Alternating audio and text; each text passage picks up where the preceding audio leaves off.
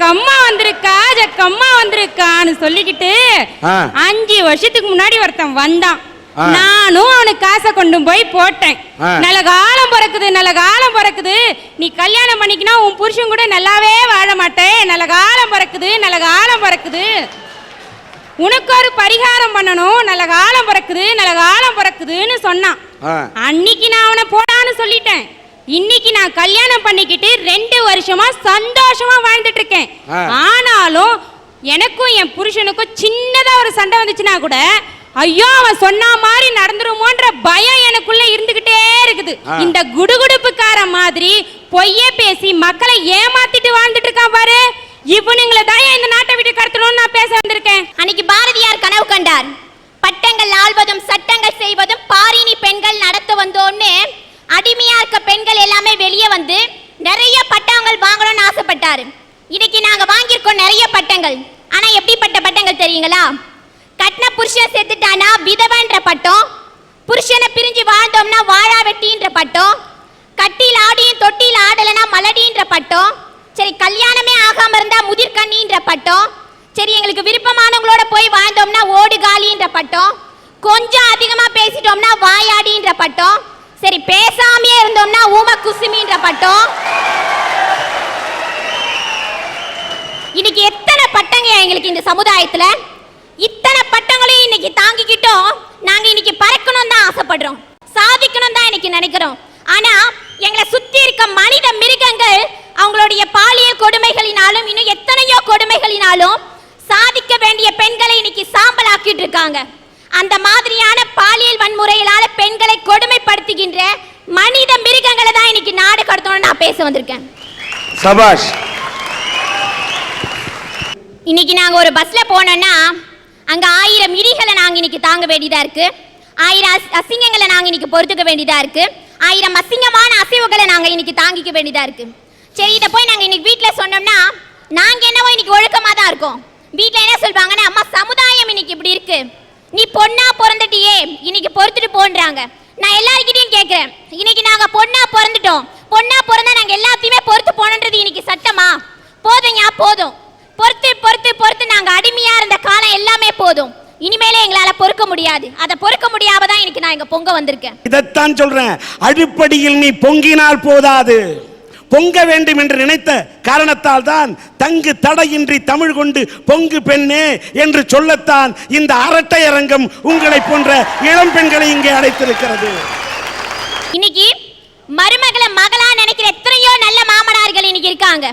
ஆனா குமரி மாவட்டத்துல தக்கலைன்ற ஒரு இடத்துல தன்னுடைய மகன் எப்ப வெளியே போவானோ, எப்ப மருமக கிட்ட சில்மிஷம் பண்ணலாமோன்னு காத்துட்டு இருந்த ஒரு மனித மிருகத்தினால இன்னைக்கு நிர்மலா ஜெயந்தி அப்படின்ற அந்த பெண் தூக்குல தொங்கிட்டாயா?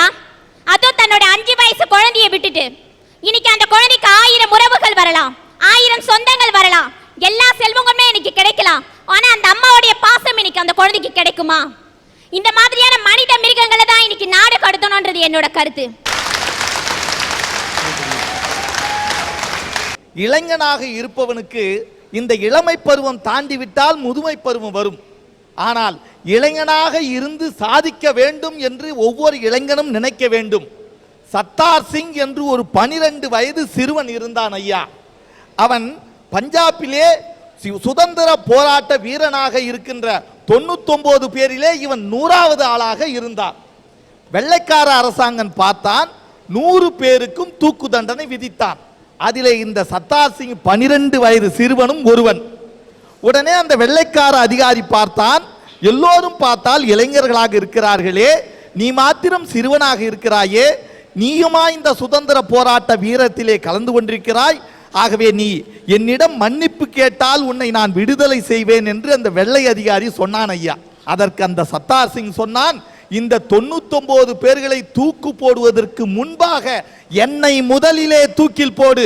ஏன் என்று சொன்னால் இந்த இறந்த இந்த 99 ஆவிகளும் அங்கே வரும், அவர்களை நான் வரவேற்பதற்காக முதலாக அங்கு சொர்க்கத்திலே போய் இருக்க வேண்டும் என்று சொன்னானே.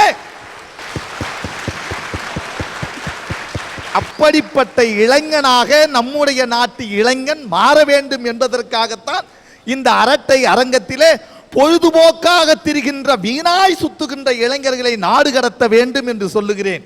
ஒன்னில் இங்கே ஒரு இளைஞன் மதிமயங்கி கிடக்கிறான். எல்லோரும் சுத்தி வேடிக்கை பார்க்கறாங்க. ஆனா அவனை காப்பாத்துறதுக்கு யாரும் போகல. ஒரு இளைஞன் என்ன பண்ணா, திடீர்னு போனா ஒரு சோடாவை வாங்கின்னு வந்தான், எழுப்புனா. என்ன இது, இந்த இளைஞன் இவனை எழுப்புகிறானே, ஒருவேளை விழுந்து கிடப்பவனும் இவனும் உறவினனா என்று கேட்டேன் ஐயா. அதுக்கு அவன் சொன்னா, சொந்தக்காரன் இல்லை, ஒன்றும் இல்லை சார், அவன் எந்த கடையில் சரக்கு அடைச்சிருக்கிறான் தெரியல, இவ்வளவு கிக்கேறி இருக்குது, அந்த கடை அட்ரஸ் தெரிஞ்சுக்கிறதுக்காக நான் அவனை எழுப்புனேன்னு சொல்கிறான்.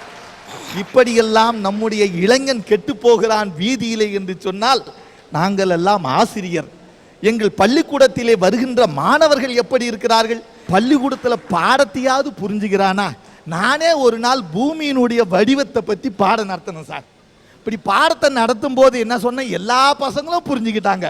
கடைசியில் முனுசாமின்னு ஒரு பையன், அவன் புரிஞ்சிக்கவே இல்லை. அதனால பொடி டப்பா வச்சிருந்தேன், அது உருண்டையாக இருந்தது, அந்த பொடி டப்பாவை எடுத்து காட்டினேன். இதை பாடுறான் முனுசாமி, பூமியினுடைய வடிவம் என்னான்னு பாடுறான்னு. சார் பூமியினுடைய வடிவம் உருண்டை சாருன்னா.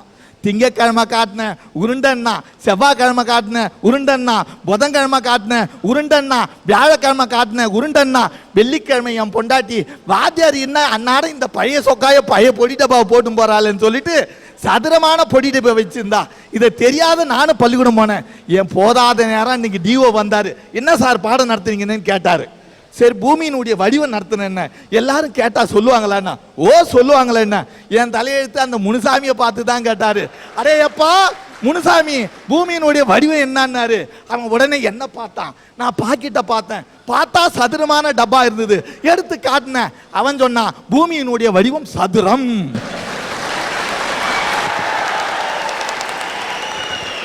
அந்த பள்ளிக்கூடத்தில் இன்னொரு நிகழ்ச்சி சொல்லணும் ஐயா. ஐயா பாருங்க, மிலிட்ரி ஐயா அருமையா தேசிய கொடி கட்டி குத்திக்கிட்டு வந்திருக்கிறார். இந்த தேசிய கொடியை கூட அவன் சரியாக குத்தி கொண்டு வர முடியவில்லை. அங்க பாருங்க, மேல காவி நிறம் இருக்குது, நடுவுல வெள்ளை நிறம் இருக்கிறது, கீழே பச்சை நிறம் இருக்கிறது. காவி நிறம் நம் நாட்டினுடைய வீரர்களுடைய தியாகத்தை குறிப்பது, வெள்ளை நிறம் நம் நாட்டு மக்களுடைய தூய்மையை குறிக்கிறது, அந்த பசுமை நிறம் நம் நாட்டினுடைய பலத்தை குறிக்குது. மேலே எந்த கலர் இருக்குது, அடியில் எந்த கலர் இருக்குதுன்னே தெரியல. அந்த மாணவர்களுக்கெல்லாம் நான் ஒரு விளக்கம் சொன்னேன் ஐயா. அதை இந்த நேரத்தில் அரட்டை அரங்கு மூலியமா சொல்வதிலே பெருமைப்படுகிறேன். அம்மா சாதம் போடுறாங்க, சாதம் போடும்போது வாழை இலையில போடுறதா நினைச்சுங்க. வாழை இலை என்ன வண்ணம்? பச்சை வண்ணம். அதிலே போடுகின்ற சாதம் என்ன வண்ணம்? வெள்ளை வண்ணம். அதுக்கு மேல குழம்புன்னு ஊத்துறாங்களே, அது என்ன வண்ணம்? சிவப்பு வண்ணம். எதை மறந்தாலும் மறப்பான், இந்த சாப்பாட்டை அவன் மறக்க மாட்டான். ஆகவே மேலே குழம்பு சிவப்பு வண்ணம், நடுவிலே வெள்ளை சாதம், கீழே வாழை இலை பச்சை வண்ணம். இதை மாணவர்கள் நிச்சயமாக மறக்க மாட்டார்கள் என்பதை இந்த நேரத்தில் சொல்லிக் கொள்கிறேன். அதோடு மட்டுமல்ல, ஒரு செய்தி, இனிமேல் பள்ளிக்கூடமாகட்டும் கல்லூரி ஆகட்டும் அனைத்து இடங்களிலும் இங்கே அட்டெண்டன்ஸ் எடுக்கும் பொழுது, அந்த அட்டெண்டன்ஸ் எடுக்கும்போது எஸ் சார், ஆஜர் சார், வணக்கம் சார், இதெல்லாம் சொல்லக்கூடாது. மாணவனை அட்டெண்டன்ஸ் எடுத்தால் ஒவ்வொரு மாணவனும் வந்தே மாதரம் என்று சொன்னான் என்று சொன்னால் நிச்சயமாக நம் நாட்டு இளைஞர்கள் இந்த தாய்நாட்டு பற்றி மறுக்க மாட்டார்கள் என்பதை சொல்லி, இந்த இளைஞர்கள் பொழுதுபோக்காக வீணாக திரிகிறார்கள். அப்படிப்பட்ட இளைஞர்களை நாடு கடத்தினால்தான் இந்த நாடு சுபீட்சமாக இருக்கும். தாத்தா எல்லா இளைஞர்களையும் குத்தம் தாத்தாவா நானு? என்ன சார் என்ன பார்த்தா தாத்தா மாதிரியா இருக்குது? 48 முடிஞ்சு 49 தான் ஆகுது. எல்லா இளைஞர்களையும் குத்தம் சொல்லிடாதீங்க தாத்தா. நம்ம நாட்டுல 25 வயசுல சாதிச்சவங்களும் இருக்காங்க, இன்னும் இருந்துட்டு இருக்காங்க தாத்தா. அதுல ஒரு சின்ன படியல் சொல்றேன். 25 வயசுல அலெக்சாண்டர் தான் ஒரு மாவீரன் நிரூபிச்சாரு. 25 வயசுல பீத்தோவன் தான் ஒரு மாபெரும் இசைக்கலைஞர் நிரூபிச்சாரு.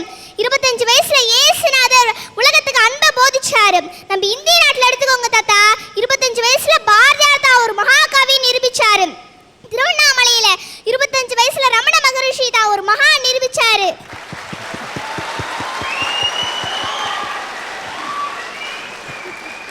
அங்கங்க ஏன் தாத்தா சுத்திக்கிட்டு? 25 வயசுல சாரே சினிமா துறையில சகலகலா வல்லவன் பேர் பெறலையா?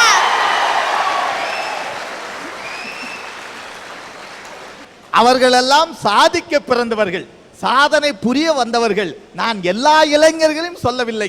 தவறு செய்கின்ற இளைஞர்களை தான் நாடு கடத்த வேண்டும் என்று சொல்லுகிறேன். என் அருமை பேத்தியே உட்கார்.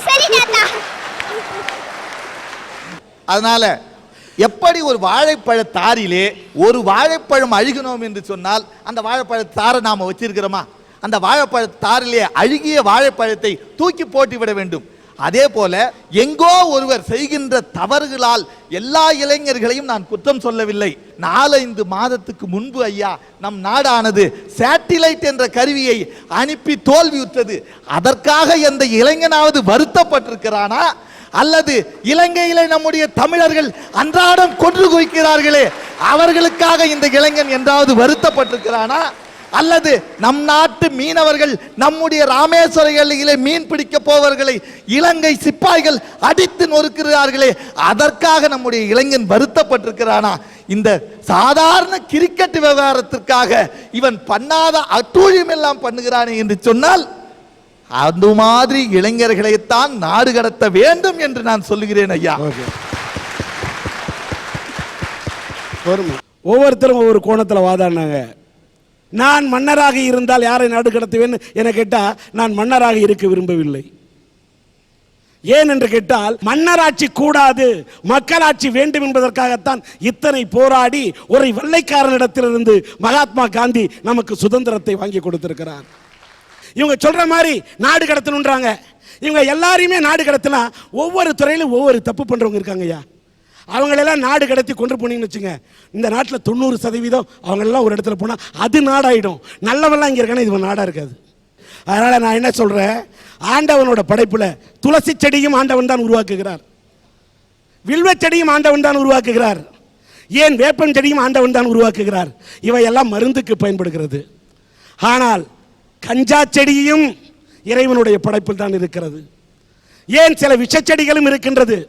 இந்த துளசி செடியை நாம் முகர்ந்து பார்ப்பதைப் போல, கசக்கி முகர்ந்து உணர்வதைப் போல, வேப்பலையை முகர்ந்து பார்த்து உணர்வதைப் போல, வில்வ செடியை முகர்ந்து பார்த்து உணர்வதைப் போல நாம் நல்ல மனிதன் யார், நல்ல குணம் கொண்ட மனிதன் யார் என்பதை இனம் பிரித்து நாம் வாழ வேண்டும்.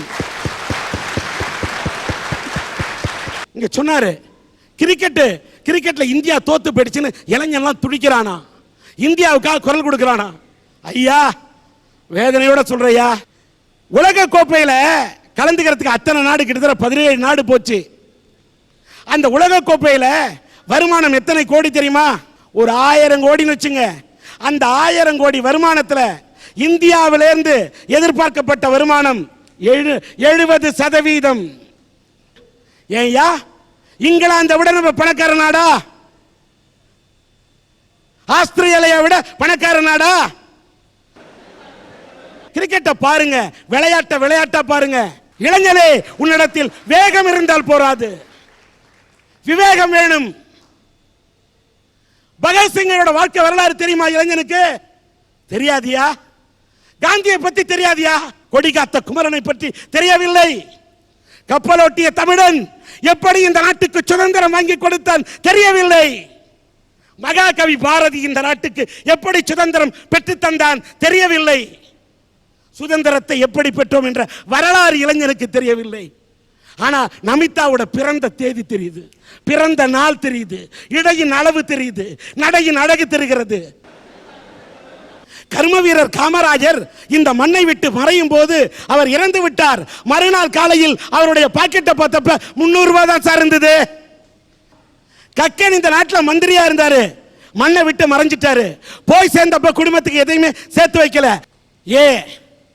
ஒரு நாள் பெருந்தலைவர் காமராஜர் முதல்வராக இருக்கிறார். கார்ல ஒரு நிகழ்ச்சிக்காக புறப்பட்டு போறாரு. வழியில போய் வண்டியை நிறுத்திட்டு ஒரு சட்டமன்ற உறுப்பினருக்காக அவர் காத்து கொண்டிருக்கிறார். அந்த சட்டமன்ற உறுப்பினர் வர்றதுக்கு லேட் ஆகுது. என்ன காரணம் கேட்டா, ஏன் இவ்வளவு லேட் ஆகுது, 10 நிமிஷமா வெயிட் பண்றேன்னு. இல்ல, அவருக்கு கொஞ்சம் லேட் ஆகும். காரணம், அவரோட வேட்டியை, அவர்கிட்ட இருந்தது ஒரே ஒரு வேட்டி, அந்த வேட்டியை நினைச்சு காய வச்சிருக்கிறாரு. அந்த வேட்டி காஞ்ச பிறகு அதை எடுத்து கட்டிக்கிட்டு தான் வரணும், அதுக்காகத்தான் அவர் லேட்டுனாரு. அப்படி ஒரே ஒரு வேட்டியை ஈர துணியை நினைத்து அதை காய வைத்து கட்டி கொண்டிருந்த ஒரு சட்டமன்ற உறுப்பினர் தாயா ஜீவானந்தம்.